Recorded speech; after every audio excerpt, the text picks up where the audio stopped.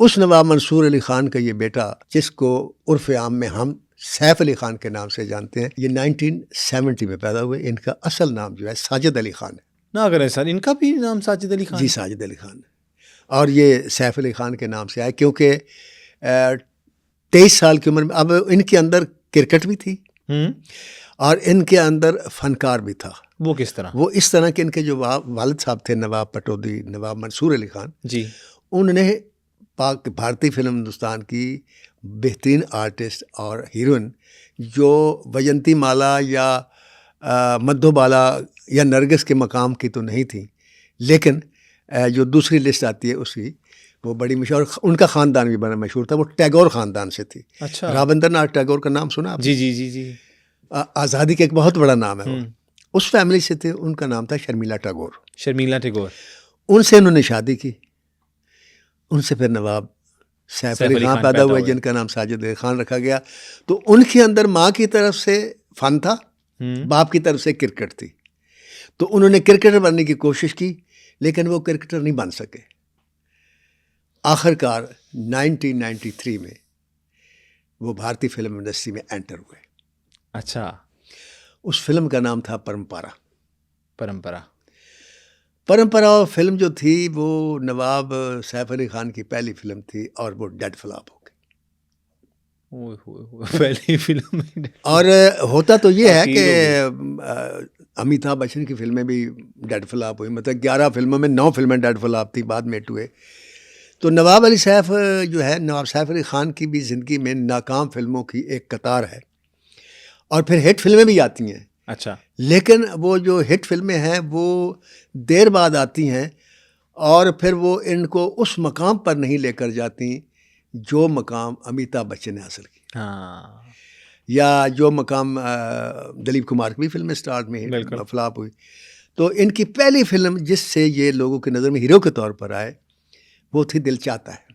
दिल चाहता है। और आई थिंक वो कोई कॉमेडी फिल्म थी, उसमें ये हिट हुए। उससे पहले एक फिल्म थी, काम बड़ा अप्रिशिएट हुआ। इनको माना गया कि ये आर्टिस्ट हैं या ये हीरो है। सही हो गया। लेकिन हिट ये दिल चाहता है सो गए। तो मैं कह रहा था कि पहली फिल्म परंपरा की नाकामी के बाद सैफ अली ख़ान ने कई नाकाम फिल्मों में हिंदुस्तान की इंडस्ट्री को दी। वो इस सिलसिले में मैं ये कह सकता हूँ खुशकिस्मत नहीं साबित हुए कि जैसे वैसे तो हर बड़े आदमी का स्टार्ट जो है वो नाकामी से शुरू होता है, लेकिन जब वो कामयाब होते हैं तो फिर कहीं से कहीं चले जाते हैं। बिल्कुल। लेकिन सैफ अली ख़ान ऐसा नहीं कर सके। ये मतलब नाकाम फिल्में देते देते एक फिल्म आई आशिक आवारा, उसमें सिर्फ इतना हुआ कि लोगों ने इनके काम को बहुत पसंद किया। अच्छा। अब जब अवाम किसी के काम को पसंद करते हैं तो वो एक पहली सीढ़ी होती है हीरो के सुपर हिट होने की या स्टार बनने की। ठीक है। तो ये इनके साथ भी हुआ कि उसके बाद इनकी फिल्म जब आती है दिल चाहता है तो उसमें ये वो फिल्म सुपरहिट हो गई और ये हीरो की लिस्ट में आ गए जी। लेकिन ये उभर कर उस मकाम तक नहीं पहुँचे जहाँ शाहरुख खान गए या आमिर खान गए, सलमान खान गए या अमिताभ बच्चन गए, या वो एक लड़का है वो उसकी हिंदुस्तान की बड़ी फिल्म है अक्षय कुमार की और सबसे ज़्यादा सुपरहिट फिल्म है उसकी कैसे मज़े की बात है, लेकिन उसका मकाम वो नहीं बन सका जो शाहरुख का आमिर खान का है। तो इस तरह ये भी उस लिस्ट में आ गए जिसमें एक कामयाब हीरो होता है। ठीक है। लेकिन अब हम इसके आगे ज़िंदगी बताने से पहले ये बताते हैं कि 16 अगस्त 1970 को नई दिल्ली में पैदा होने वाला ये बच्चे का जो बचपन वो कैसे गुजरा। हाँ जी सर। अब नवाब ख़ानदान का बच्चा सोने का चमचा मुंह लेकर पैदा होने वाला, साफ ज़ाहिर है कि किसी महल्ले के स्कूल में तो नहीं पढ़ेगा। हाँ जी। तो ये उस स्कूल में पढ़ा जिस स्कूल में उमरा के बच्चे पढ़ते थे। जैसे पाकिस्तान में आप देखें मरी में एक लॉरेंस कॉलेज है, ठीक है, तो वहाँ हिमाचल प्रदेश में एक इसी तरीके का वो स्कूल था जहाँ इनको दाखिल कराया गया कि नवाबों के बच्चे वहीं पढ़ते थे। अच्छा। उसके बाद या यहाँ एशियन कॉलेज में लोग आ जाते हैं या फिर बाहर चले जाते हैं जी। तो ये वहाँ कॉलेज में नहीं गए, ये वहाँ से सीधे लंदन चले गए, वहाँ इन्होंने अपनी तालीम मुकम्मल की। वाह। तो वहाँ से जब तालीम मुकम्मल कर ये वापस आए तो 19 जैसे मैंने बताया 93 में 23 साल की उम्र में पहली फिल्म परंपरा की। उसके बाद फिल्में चलनी शुरू हो गई, फिर दिल चाहता है, उसमें ये लोगों को पसंद आए। अच्छा। उसके बाद फिल्म आई ओमकारा। उसमें इन्होंने जो रोल अदा किया वो एक इंतहाई संजीदा आर्टिस्ट का था। और जैसे ओमपुरी थे या और कुछ लोग हैं वहाँ, जैसे कोई ट्रेजेडी किंग थे दिलीप कुमार, एक मखसूस छाप लग जाती है, इनको एंग्री मैन हो जाता है जैसे सनी देओल है, तो इनको संजीदा आर्टिस्ट करार दिया गया। अच्छा।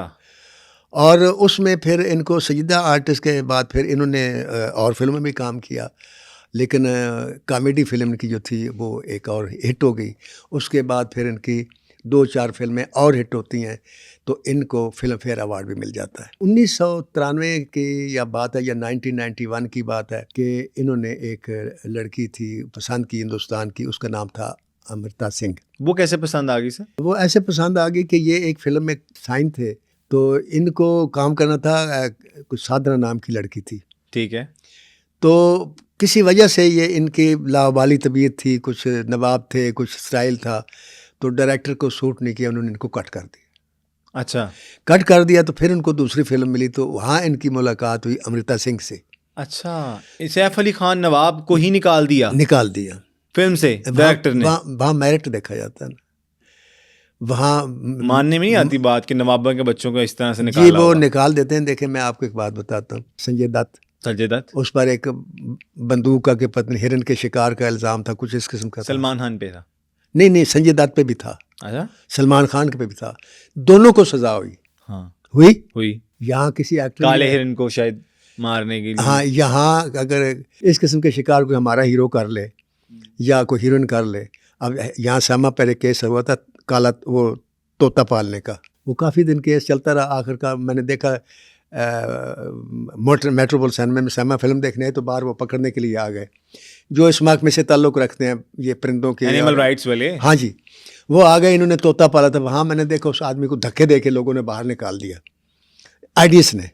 अच्छा। उसके बाद वो केस ख़त्म हो गया। मैंने आपको ये वाक़या इसलिए सुनाया कि ये हमारे यहाँ बड़े आदमी को सज़ा बहुत कम मिलती है। यहाँ कानून मेरे और आपके लिए हैं, उनके लिए नहीं है जो कानून बनाते हैं। सही। हिंदुस्तान की तरक्की का राज ही सिर्फ इतना है, करप्शन वहाँ भी बेपनाह है, लेकिन वहाँ ये है कि अदारे अपनी जगह पर इंडिपेंडेंट है। अच्छा। मसलन वहाँ अगर इंसाफ का महकमा है तो उसने वही करना है जो उसका कानून कहता है। वाह। तो इनको सज़ा हुई, तो इनको नहीं सूट किया, उन्होंने निकाल दिया। क्रिकेट टीम में देख लें, क्रिकेट टीम में एक कैप्टन होता है, वो उनकी कप्तानी से मुतमईन नहीं होते तो वो दूसरे को कर देते हैं, और वो कैप्टन उसके अंदर खेल रहा होता है। ग्रुप बंदी कोई नहीं होती। हिंदुस्तान की टीम जो है इस वक्त टॉप 10 में, बल्कि टॉप 3 में है। ऐसे ही है। हमारी टीम जो कभी टॉप 1 में थी वो अब टॉप 9 में भी नहीं है। उसकी क्या वजह है कि हमारे एक कैप्टन हम निकालते हैं तो वो एक धड़ा बना लेता है। अब आप कैप्टन हो गए तो मैंने आपके खिलाफ साजिश करनी है, आपको मैच हरवाना है, बैटिंग 0 पर आउट भी हो जाना है, बॉलिंग भी सही नहीं करनी। तो इस किस्म की जो अकरवा परवरी है, ये चिट्टें जो चलती हैं, 2 या 3 ही मुल्क मैंने देखे हैं जिनमें चिट्टें नहीं चलती। नंबर 1 उनमें ऑस्ट्रेलिया है। ठीक है। कि एक मुझे याद है कि एक उनका बैट्समैन था, और दूसरा लंदन है, एक डेविड गार्नर के कोई इस किस्म का नाम था, उसने डबल सेंचुरी की। ठीक है। अगले टेस्ट मैच से उनको निकाल दिया। क्यों? मैं पूछता, अखबार वालों ने पूछा जी उन्होंने डबल सेंचुरी की इतनी सी परफॉर्मेंस निकाल दी। क्या? उन्होंने कहा इसलिए निकाला कि उसने इन्हें अपने लिए खेली, मुल्क के लिए नहीं खेली। हम मैच जीत सकते थे, हमें डबल सेंचुरी की जरूरत नहीं थी। वो क्यों अड़ा रहा? इन्हें सुस्त की और टाइम ज़ाया हो गया और उससे हम मैच नहीं जीत सके। ये होता है मेयार।